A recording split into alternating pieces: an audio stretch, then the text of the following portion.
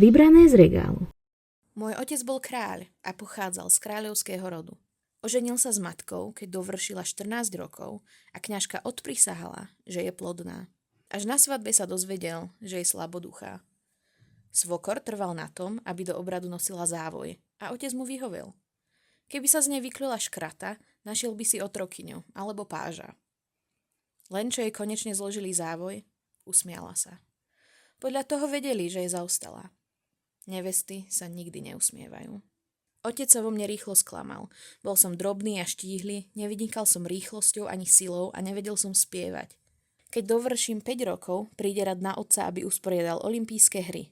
Zídu sa u nás návštevníci zo široka ďaleka, dokonca i z Tesálie a Sparty.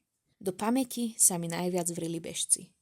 Vidím, ako sa rozcvičujú na trati a orieškovo hnedé telá sa im lesknú od oleja. Všetci do jedného majú mocné, svalnaté lítka. Najmladší chlapci súťažia ako prví. Zoradia sa na trati a netrpezlivo šúchajú nohami v piesku. Nakloním sa, aby som lepšie videl.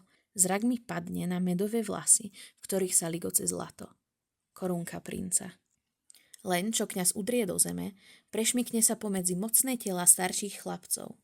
Pohybuje sa s nezvyčajnou ľahkosťou. Do cieľa dobehne prvý. Prizerám sa, ako otec berie veniec a kladie mu ho na hlavu. Na svetlých kučerách vyzerajú listy takmer čierne. V zápätí si poňho s úsmevom prichádza hrdý kráľ. Peleová ríša je menšia než naša, no za ženu má bohyňu a ľudia ho milujú. V otcovej tvári sa zračí závisť. Má slaboduchú ženu a syna, čo nepredbehne ani najmladších pretekárov. Obráti sa ku mne. Tak vyzerá správny syn.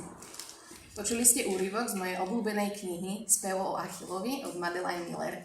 Ak sa vám úryvok páčil, budem z tejto knihy čítať ešte 21. júla o 14:45 tu v Krajskej knižnici v Žiline. Tak príďte a porozprávajme sa o nej. Tešíme sa na vás.